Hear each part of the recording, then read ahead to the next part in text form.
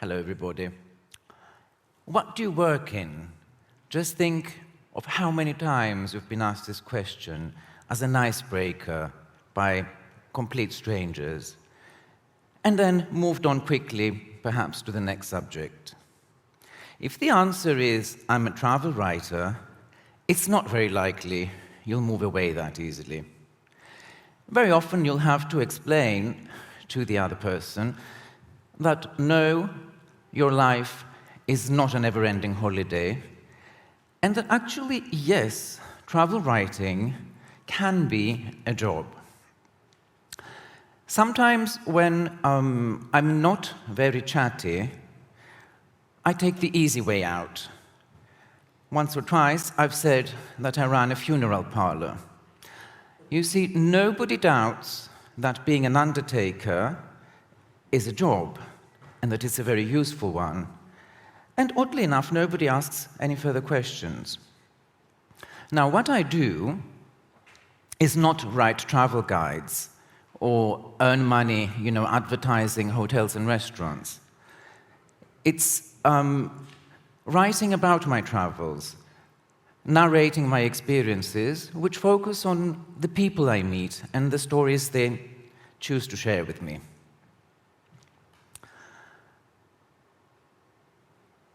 Many people believe that travel writing is unnecessary, that it's a pedantic attempt to tell people how to travel, that it's an exercise in self-indulgence. Well, I hope you don't think the same, because my presence here today is about explaining to you how travel changed my life, and maybe looking at how it could bring some positive change, some inspiration, some light to your lives.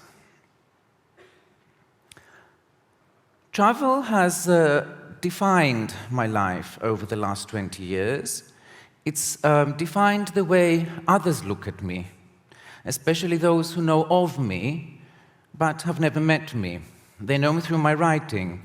They know me as a writer who invites them to visit places. To them, I'm somebody who is expected to promote travel.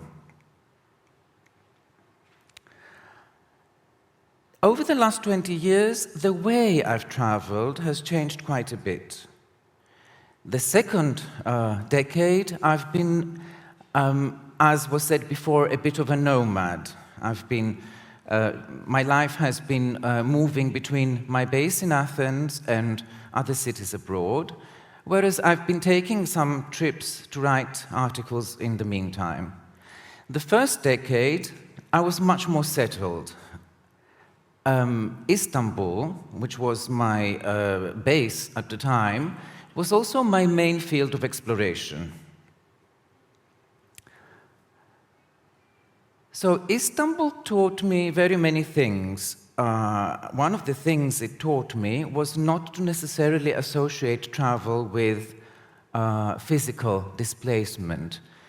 You can actually travel in a place, if it's a big city, without having to frantically move around.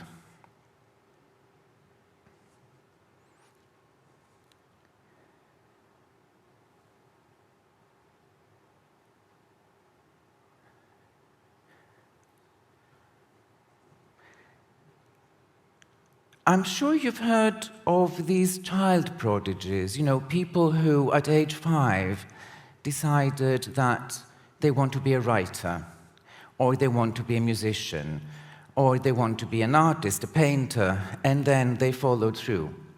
Well, I was not one of these children at all. Becoming a writer had never crossed my mind. And I could never conceive of travel at the time as anything but a short holiday, abroad, usually. If I did have an exceptional talent as a child, that was daydreaming. I can assure you that people with attention deficit disorder, like myself, we excel in daydreaming.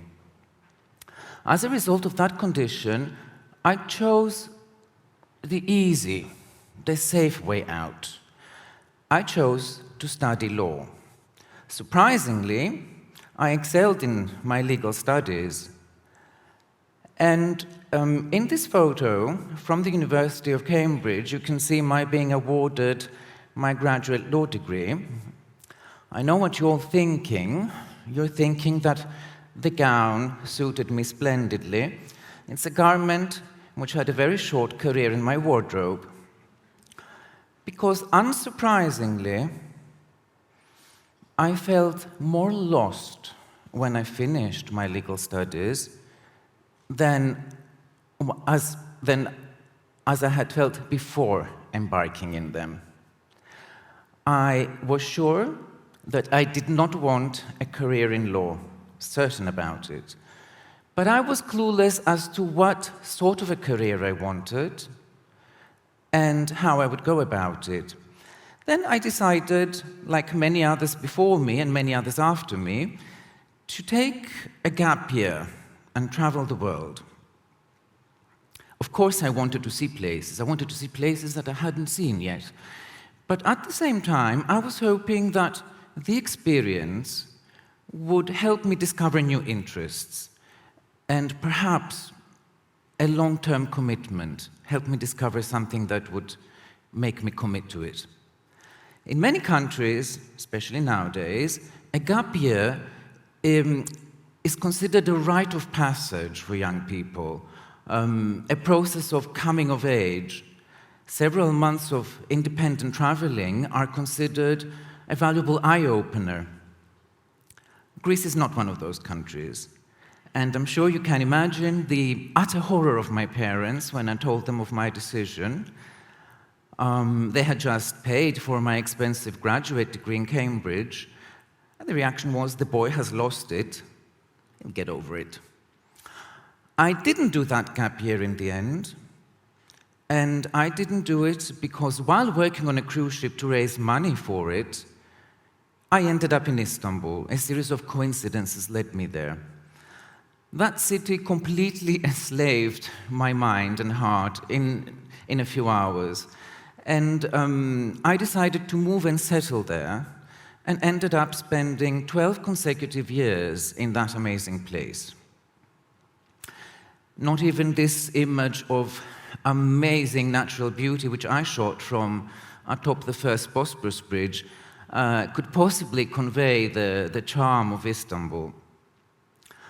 Looking back now, I won't tell you how many years later, I see it very clearly. My moving to Istanbul was an escape. I ran from my previous life with the hope of starting a new one from which I wouldn't wish to flee. I had bought a one-way ticket to a place where I didn't know anyone, I didn't speak the language, and I knew next to nothing on Turkish culture and customs and society. Most people thought that what I had just done was crazy, but I didn't care. I was determined to make Istanbul home. The first thing I needed was to learn Turkish, and my linguistic skills helped in that. I was already proficient in many languages, and one person in this room had quite a bit to do with it. It was a great help. Istanbul was also very generous to me, I have to say that. The graceful hospitality of Turks, who are always very keen to interact with an eccentric foreigner, helped me to make friends quite quickly. And in Istanbul, I also met my partner, who I still keep as my main trophy of those years. For several years, I saw the jobs that I did as a necessary evil. I had to make ends meet. But my main fascination, my main pursuit, my main occupation was to discover Istanbul, its life, its secrets, the stories of its inhabitants. I spent hours and hours walking the city, neighborhood by neighborhood. What I wanted to understand is how its inhabitants relate to its past, whether the distant past or the recent past, and how this past has shaped its present. I spent times listening to people talk about their lives, their memories, their hopes. I found delight moving back and forth in time and exposing myself to the very complex realities of a big city. So as I said before, Istanbul really helped in my reconsidering travel and going beyond the idea that travel is a trip away from home. Large cities, and you certainly know if you live one, they have countless faces, and there are several microcosms which are waiting to be discovered just a few paces from your own door. Istanbul also taught me that if you really wish to make sense of a place, you need to get to know its inhabitants. You need to get to know the people. Buildings and monuments, yes, they are important. They tell the stories of those who are no longer with us, and they provide us a context. But it's the living who ultimately make a place. And at the end of the day, we do live in the present, not in the past. In Istanbul, I discovered another joy, which was writing. My first book was a biography of that city, and then others followed. I'm no longer based in Istanbul, but I'm eternally grateful to the city which made me a writer. It gave me a sense of purpose, which I really needed at the time, and that sense of purpose still guides my travel writing. My aim is always to help reader relate to a place, describing my own process of connecting to it. Later, I would fall for and write about several other cities where I spent some time, Lisbon, for instance, or Mexico, using the same approach. Now, why am I telling you all this about my own life? It's because readers often ask me whether travel can change their lives. I get questions like, will frequent trips make my life more exciting? Will travel save me from depression? Will it give me a sense of purpose? Will it make me happier? I very fully relate to those questions and to the frustration that I sense is behind them. They remind me of the days when I felt my life was boring and I needed inspiration and purpose. So as a travel writer, people expect me to encourage them to travel, and I do. But when asked whether travel can save one from depression, then I do begin to worry a bit. There's a body of literature which is spread all over the internet, and it ascribes quasi-magical powers to travel. Travel can cure anything if you read those texts. Many fall for it, and they develop unrealistic expectations.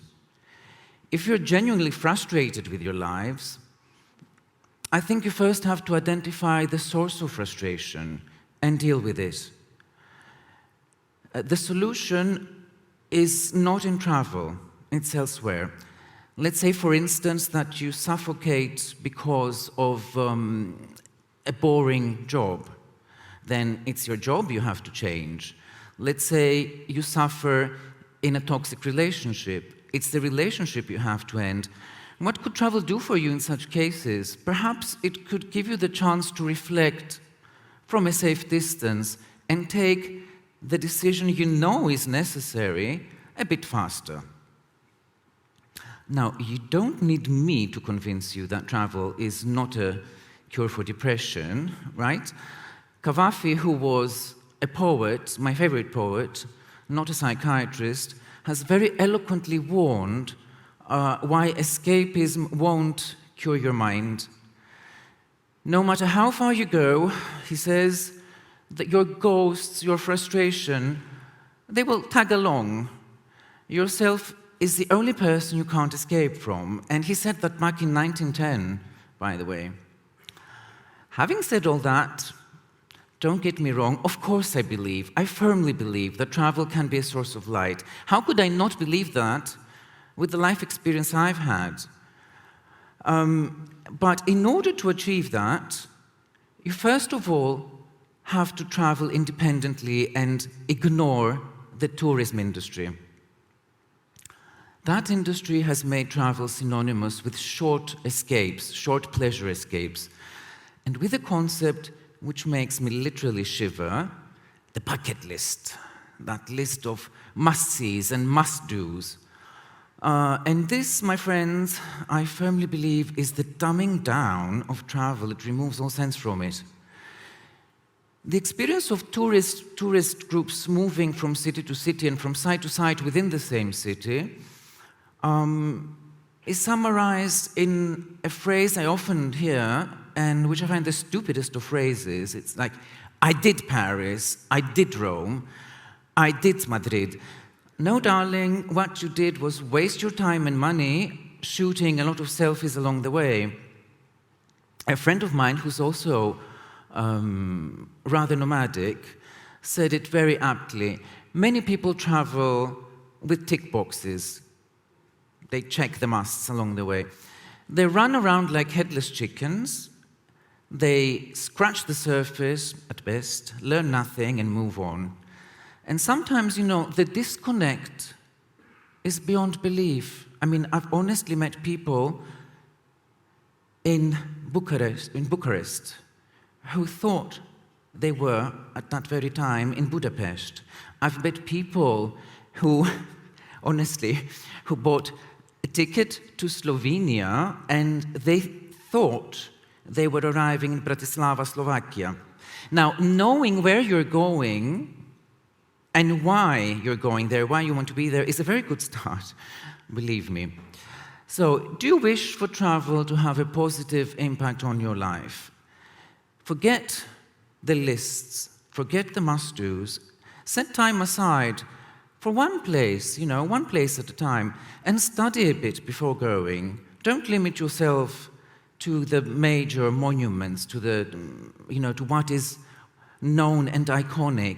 Take some time to endlessly stroll, you know, stroll the streets at your own pace, sit somewhere, enjoy, and observe.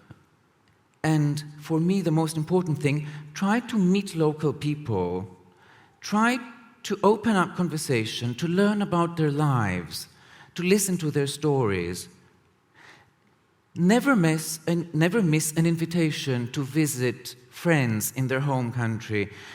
I think it is the easiest and the fastest way to get a glimpse of local life, especially if you are one of the people who, like most people, doesn't really have much time to spend on the road traveling at a time. My partner and I were twice invited to friends' weddings in India. I think, especially in that one, we blended up rather well.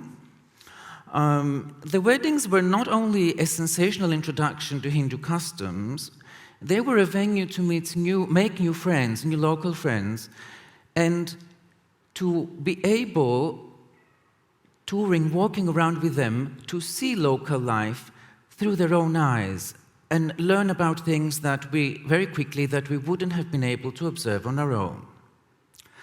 So for travel to be an eye-opener, you must have your eyes open, I mean, obviously.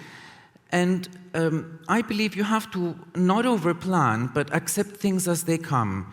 Be ready to change your perspective and try to make the best of an unexpected situation.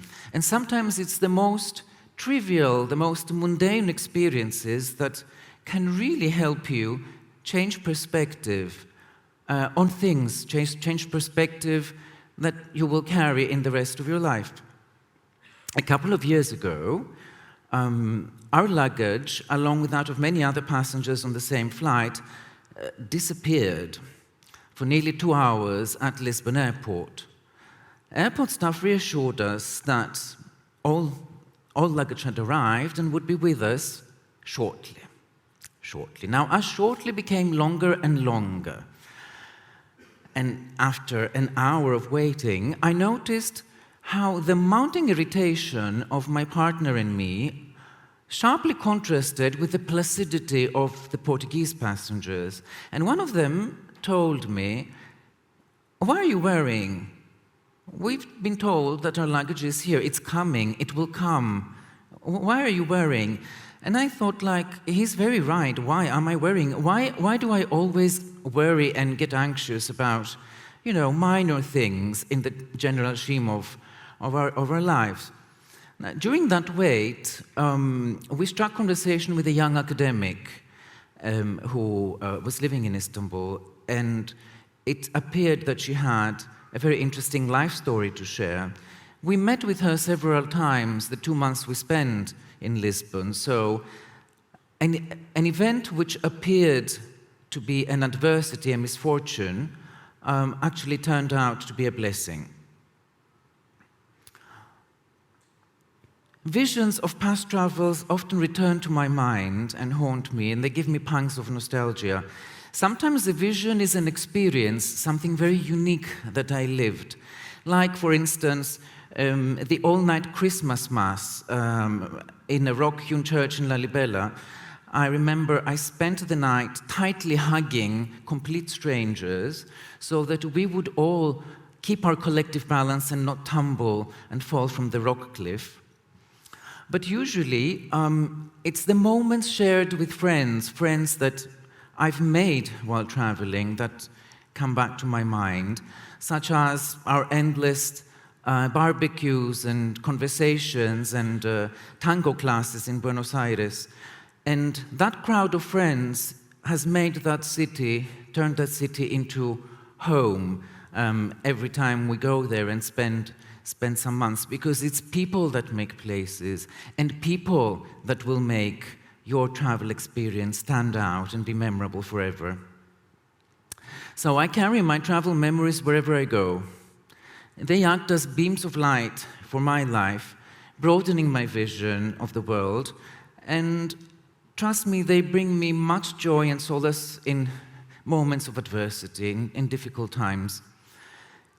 For a travel writer, the greatest reward, the greatest vindication we can hope for is to inspire and convince others to travel in a different way and look at the world with different eyes. If I have anything to say to you about travel as an enlightening experience, as a force of change in your lives, I would start by saying you have to trash the must-do lists and the selfie sticks and travel with an open mind and at a slow pace. To focus on meeting people and building a treasure trove of memories, understanding, connecting, building memories. I think these are the things that illuminate a traveler. These are the things that will make travel shed light in your lives. Thank you very much.